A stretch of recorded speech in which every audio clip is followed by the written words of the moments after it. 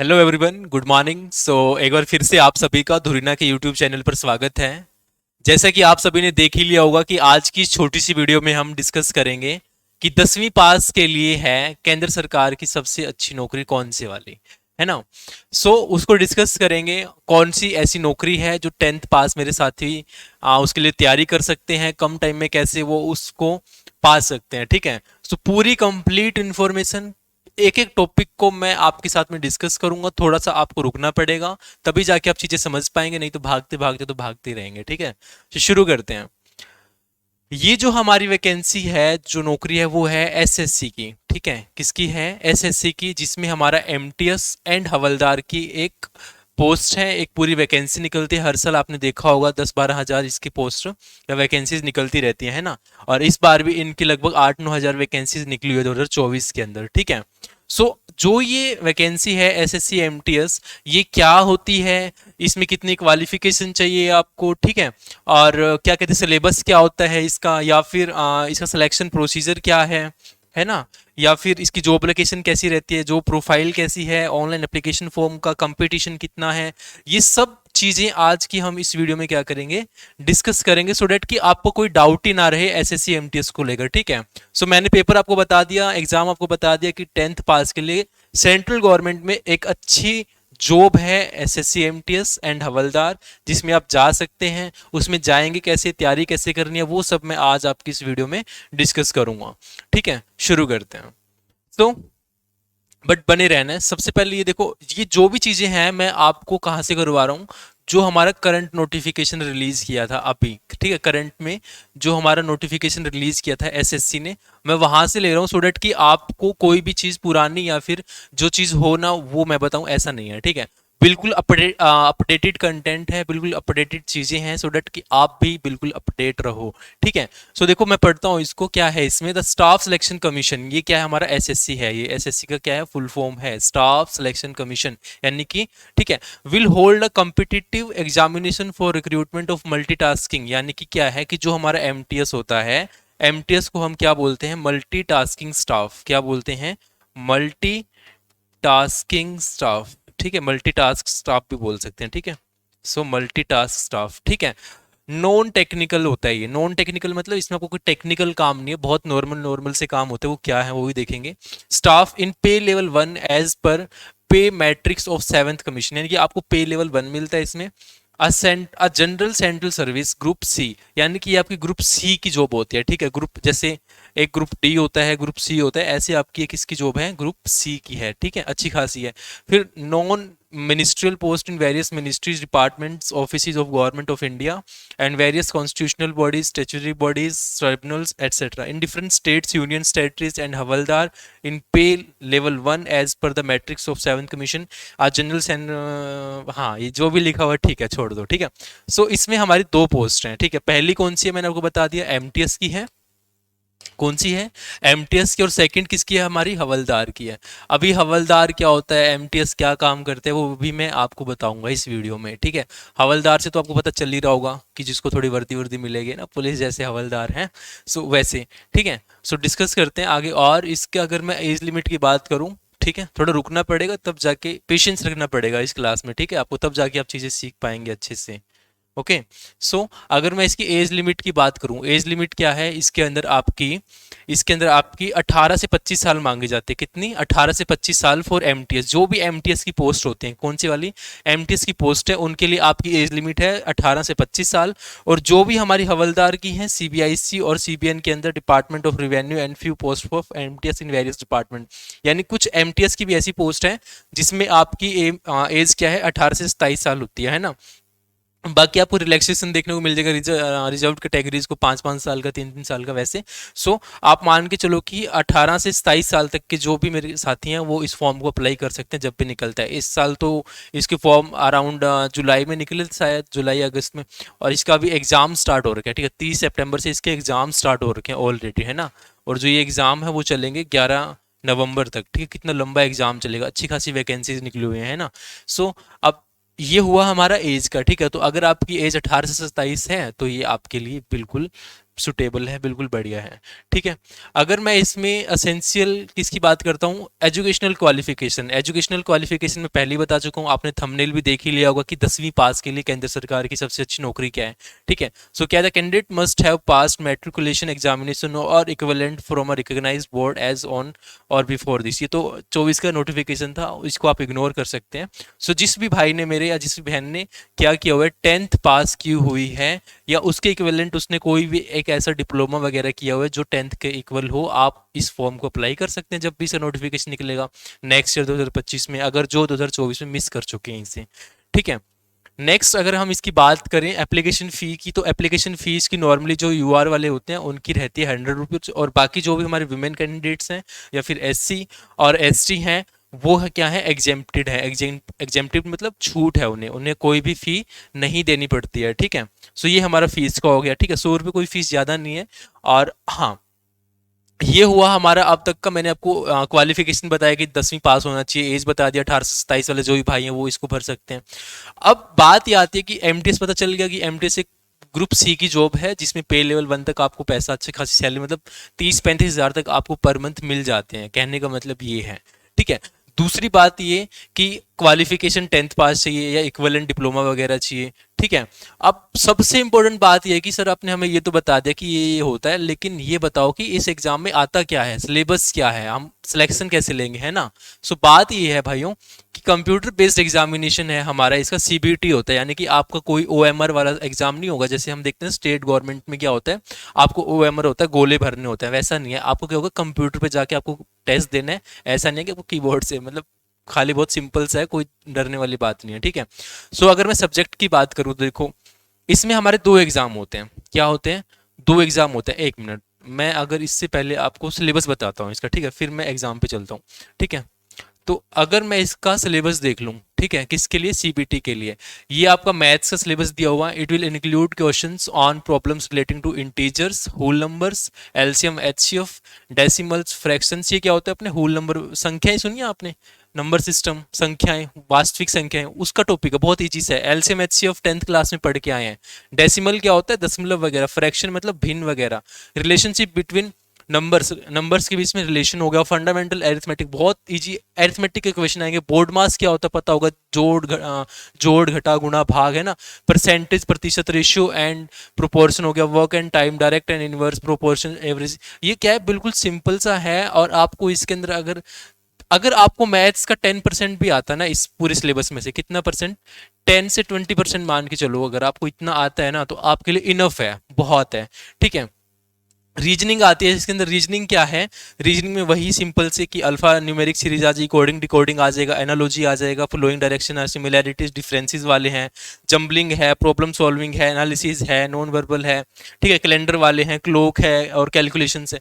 ये आपकी इजी से आते हैं। ठीक है, और रीजनिंग मुझे जहां तक लगता है लगभग 50 to 60% जो स्टूडेंट्स होते हैं उनकी बहुत बढ़िया होते हैं, बेस्ट होते हैं। ठीक है, अगर जिसकी बेस्ट नहीं है तो आप किसी भी यूट्यूब चैनल पे जाओ, वहां पे सर्च करो SSC MTS reasoning marathon class, वहां पे आपको 4-5-6 घंटे की या 10 घंटे कोई भी क्लास दिखे उसको कर लेना। आपके एमटीएस के अंदर 20 के 20 क्वेश्चंस बिल्कुल सही होंगे, इस चीज़ की गारंटी है, क्योंकि इतना हार्ड आता नहीं है।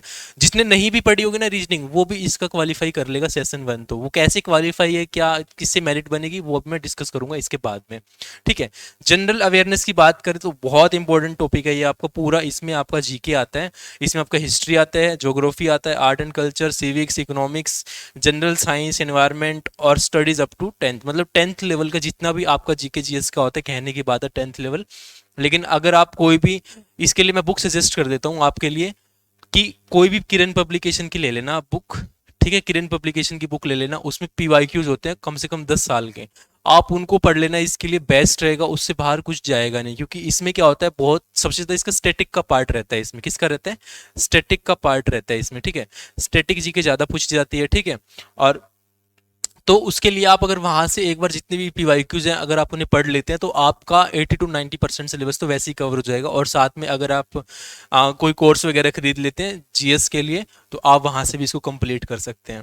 ठीक है, और इसके लिए आप धुरीना के एप्लीकेशन से जाकर भी तैयारी कर सकते हैं। साथ में ही English language and comprehension, English language में वही आपका ग्रामर, वोकैब और कॉम्प्रिहेंशन, ठीक है। 3 टॉपिक आपको इसमें करने हैं। आपका एक ग्रामर, ठीक है, ग्रामर करना है, वोकैब करना है, क्या करना है, वोकैब करना है और कॉम्प्रिहेंशन करना है, ठीक है।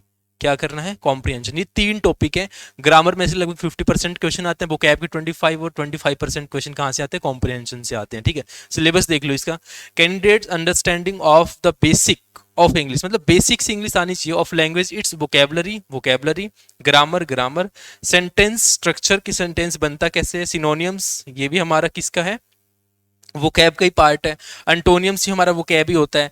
करेक्ट यूजेजेस, मतलब कि करेक्ट करना, कहाँ पे एरर है उसमें, है ना, वो वाले आते हैं। फिर टू टेस्ट कॉम्प्रिहेंशन, कॉम्प्रिहेंशन मतलब एक पैसेज सा आता है, आपको पैसेज दे देगा, उसमें आपको पढ़ना है उसको, और 4-5 क्वेश्चन दिए होते हैं, उनको आपको आंसर करना है। सिंपल पैराग्राफ में भी गिवन एंड क्वेश्चन बेस्ड, मतलब क्वेश्चन बेस्ड होते हैं, सिंपल पैराग्राफ दे देंगे, उस पर आपसे क्वेश्चन पूछ लेंगे। तो इंग्लिश का ये सिलेबस हो गया है ना। आप किसी भी एग्जाम की तैयारी कर रहे हो, चाहे आप स्टेट की कर रहे हो, किसी भी कर रहे हो, आप जो सिलेबस पढ़ रहे हो ना, उसको थोड़ा सा और मजबूती से पढ़ लो, बस इतना काफी है। और जीके आपको पढ़ना पड़ेगा, क्योंकि ये जो दोनों सब्जेक्ट हैं आपके, जीके और आपका इंग्लिश, यही आपको सिलेक्शन दिलाएंगे, ठीक है। ये जो दोनों हैं आपके रीजनिंग एंड मैथ्स, ये ओनली क्वालिफाइंग नेचर के होते हैं। वो कैसे होते हैं, देखो आपका ये है आपका एग्जाम का पैटर्न, ठीक है, जो आपका कंप्यूटर पे एग्जाम होता है। उसमें आपके 2 सेशन में एग्जाम होता है। आपसे पहले सेशन 1 का एग्जाम कुछ करवाएंगे, फिर सेशन 2 का, ठीक है। अब उसमें होता क्या है, देखो सेशन 1 में क्या होता है, आपके पास में पहला आता है एक न्यूमेरिकल एंड मैथमेटिकल एबिलिटी, यानी कि मैथ्स आता है। क्या आता है, मैथ्स, ठीक है। कौन सा, 10th लेवल का, मतलब बेसिक मैथ्स आता है, ठीक है, अरिथमेटिक आता है। दूसरा पेपर होता है आपका इसमें reasoning and ability and problem solving, मतलब रीजनिंग आती है, सीधी सी बात है, ठीक है।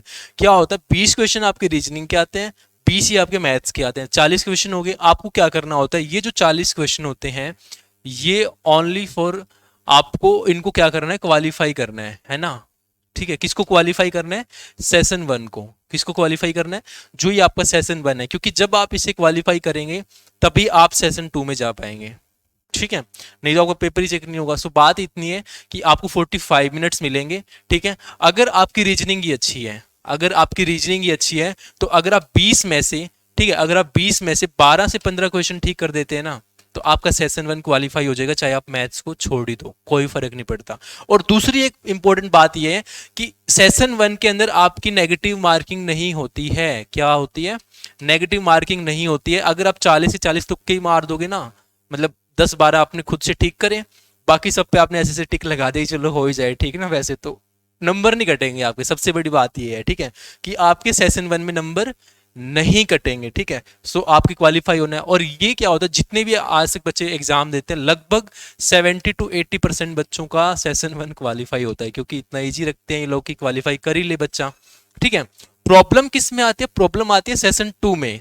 उसमें कैसे आती है, क्योंकि इसमें से आपकी मेरिट बनती है, और जो क्वेश्चंस है वो अनएक्सपेक्टेड आते हैं, ठीक है, उम्मीद से परे, कि भाई मैंने ये सोचा था कि इस तरह से पूछे जाएंगे, लेकिन वैसे नहीं पूछे जाते हैं, ठीक है।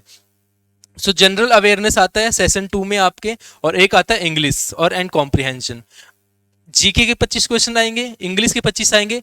इसमें क्या होता है, आपका एक क्वेश्चन 3 नंबर का रहता है। किसका रहता है, 3 नंबर का, ठीक है। 20 × 40, 20 दिए 60, तो 20 क्वेश्चन 60 नंबर के, 20 क्वेश्चन 60 नंबर के, टोटल हो गए 120, ठीक है। ऐसी 25 हैं, और 25 इसके 50, और 50 दिए कितना हो जाएगा हमारा 150, यानी कि 150 नंबर का आपका क्या होता है, इसका एग्जाम होता है, ठीक है।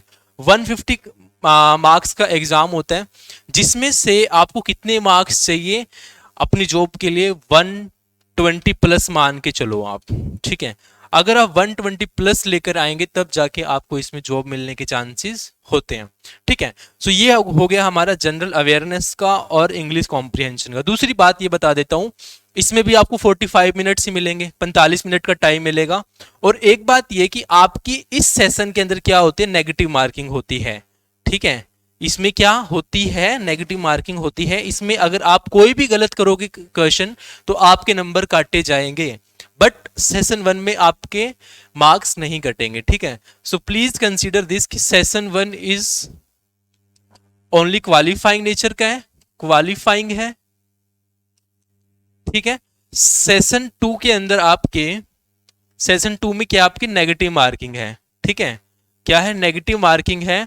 और जो मेरिट बनेगी आपकी, वो मेरिट किससे बनेगी, इन्हीं से बनेगी, जीएस और आपकी इंग्लिश, ठीक है, यही आपके मेरिट वाले क्या है, आपके सब्जेक्ट हैं, ठीक है।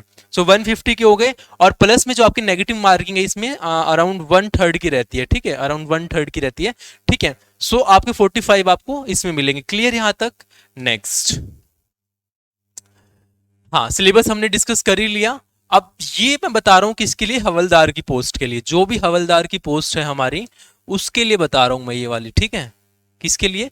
हवलदार के लिए। हवलदार में क्या होता है, आपका फिजिकल होता है, ठीक है, क्या होता है आपका फिजिकल होता है, लेकिन एमटीएस के लिए आपका कोई भी फिजिकल नहीं है, ठीक है। So physical efficiency test PET, physical standard test PST for the post of havildar, किसके लिए, post of havildar in CBIC and CBN, following are the PET PST for the post of havildar in this. So अगर मैं इसकी PET की बात करूँ तो जो वॉकिंग है, क्या करवाते हैं आपसे, वॉकिंग करवाएंगे, कोई हार्ड इतनी नहीं कि आपको रेस करनी है, दौड़ना है, भागना है, ऐसा कुछ नहीं है, जस्ट आपको वॉकिंग है, चल के दिखाना है, 1600 मीटर चलना है 15 मिनट के अंदर, कितने मिनट में, 15 मिनट के अंदर 1600, और फीमेल के लिए है 1 किलोमीटर 20 मिनट में, मेल के लिए 1600 मीटर 15 मिनट में, फीमेल के लिए 1 किलोमीटर 20 मिनट में, कुछ ज्यादा नहीं है, अगर धीरे धीरे भी चलोगे ना तो हो जाएगा आराम से, ठीक है। नेक्स्ट, हाँ, अब मैं बात करता हूँ पीएसटी की। पीएसटी में क्या है कि जो मेल कैंडिडेट्स हैं उनकी हाइट देख लो, 157.5 सेंटीमीटर मांगी गई है, रिलैक्सेबल है 5 सेंटीमीटर तक, ठीक है। और जो चेस्ट है वो 81 सेंटीमीटर मांगी गई है, fully expanded with minimum expansion of 5 centimetre का आपसे एक्सपेंशन भी मांगा गया कि 5 सेंटीमीटर ऑफ फुल आने से, ठीक है। फीमेल की हाइट देख लो, 152 सेंटीमीटर मांगी गई है, ठीक है। और वेट मांगा गया 48 केजी, यानी कि आपको अगर हवलदार की पोस्ट चाहिए तो आप ये मेक श्योर करके चलना कि आपका वेट एटलीस्ट कम से कम 48 केजी तो हो, ठीक है। ऐसा ना हो कि सूखी सी है, मतलब 45 एक साल 45 एक किलो की है और वजन है ही नहीं, ठीक है, वो नहीं होना चाहिए। क्लियर यहां तक? सो आपका फीमेल का 152 सेंटीमीटर एंड वेट होना चाहिए 48 केजी। क्लियर यहां तक? क्लियर है? नेक्स्ट, ये है प्रेफरेंस। ये वाला मैं क्यों बता रहा हूं, देखो, preference of the post cum state duties CCS exercise by the candidate in the online application form will be treated as final, यानी कि जब आप ओटीआर करेंगे, वन टाइम रजिस्ट्रेशन करके, जब आप अपना एमटीएस का कभी भी फॉर्म फिल करेंगे, तो उसमें आपको एक चीज का ध्यान रखना है कि आप प्रेफरेंस क्या भर रहे हैं, पोस्ट प्रेफरेंस किस राज्य की, किस यूटी की, मतलब केंद्र शासित प्रदेश की भर रहे हैं, क्योंकि जहां आप भरेंगे वो फिर आपका सिलेक्शन होने तक फाइनल ही डेस्टिनेशन माना जाएगा।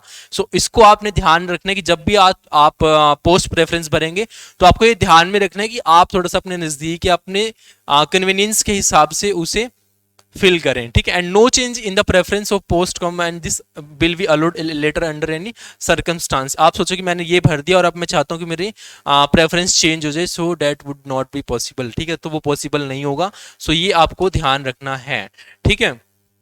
और एसएससी की जो अपनी ऑनलाइन वेबसाइट है मैं बता देता हूं कौन सी है, ssc.gov.in। यहां से आपको, जिसने आज तक कोई फॉर्म ही नहीं भरा एसएससी का, तो वहां जाना, आपसे पहले वन टाइम रजिस्ट्रेशन होगा, मतलब कि आपको अपनी बेसिक सी डिटेल्स फिल करनी है, उसके बाद में जो भी वैकेंसी, जो भी लाइव एग्जाम्स होंगे वो आपको वहां दिख जाएंगे, आप उसके अकॉर्डिंग अपने फॉर्म्स अप्लाई कर सकते हैं। अगर आप हो ही टेंथ तक आपकी क्वालिफिकेशन है तो कोई दिक्कत नहीं है, आपका जब भी एमटीएस का आएगा हम आपके लिए वीडियो बनाएंगे नोटिफिकेशन पे। और बाकी अभी हाल फिलहाल में बता भी देता हूँ, कोई भी लाइव एग्जाम नहीं चल रहा है, ठीक है। सो ये हो गया है ना, क्योंकि अभी सभी के एग्जाम चल रहे हैं, पेपर हो रहे हैं, ठीक है। So all the best. उससे पहले मैं एक बार फिर से आपको वहां लेके चलता हूं जहां हम थे, ठीक है, जहां से हमने शुरुआत करी थी, ताकि आपको कोई डाउट ना रहे। ये ठीक है, क्वालिफिकेशन मैंने आपको बता दी, ठीक है। क्वालिफिकेशन क्या थी आपकी, 10th पास, ठीक है।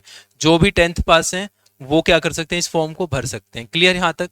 सिलेबस मैंने आपको बता दिया कि इसमें आपका रीजनिंग पूछा जाता है, ठीक है, रीजनिंग पूछा जाता है, मैथ्स पूछा जाता है, ठीक है।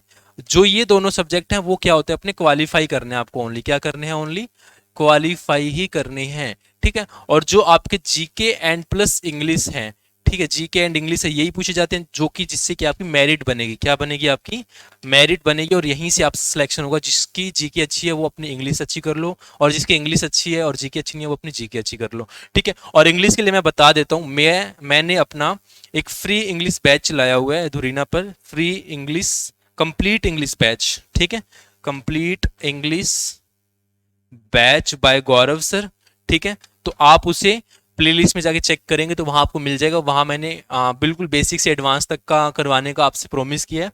तो आप अगर नेक्स्ट ईयर को टारगेट करके चल रहे हैं कि आप अपना 2025 में एग्जाम देंगे, तो आपको इंग्लिश के लिए कहीं जाने की जरूरत नहीं है, आप मेरे पे आके पढ़ सकते हैं, ठीक है, बिल्कुल अच्छे से।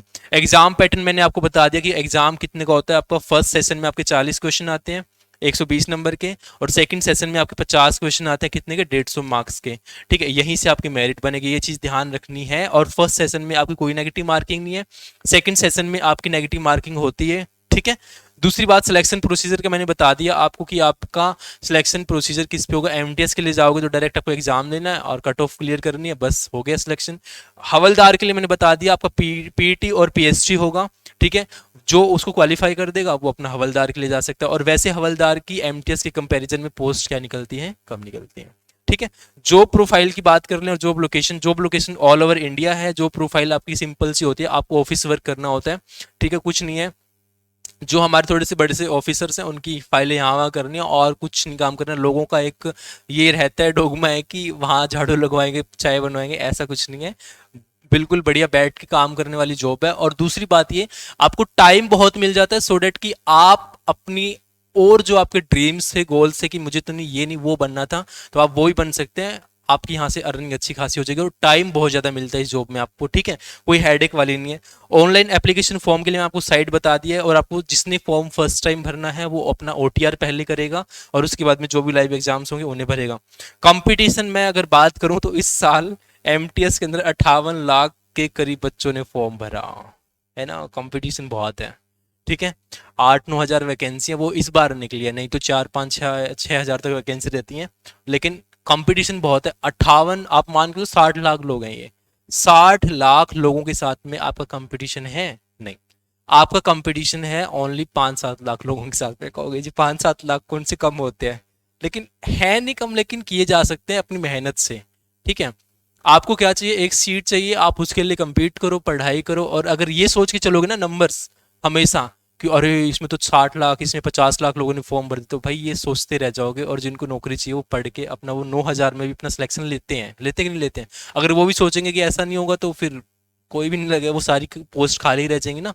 So it is not possible, but possible है एवरीथिंग, और डिपेंड करता है आप पे, ठीक है। सो कंपटीशन की बात हमारी ये होगी, ठीक है।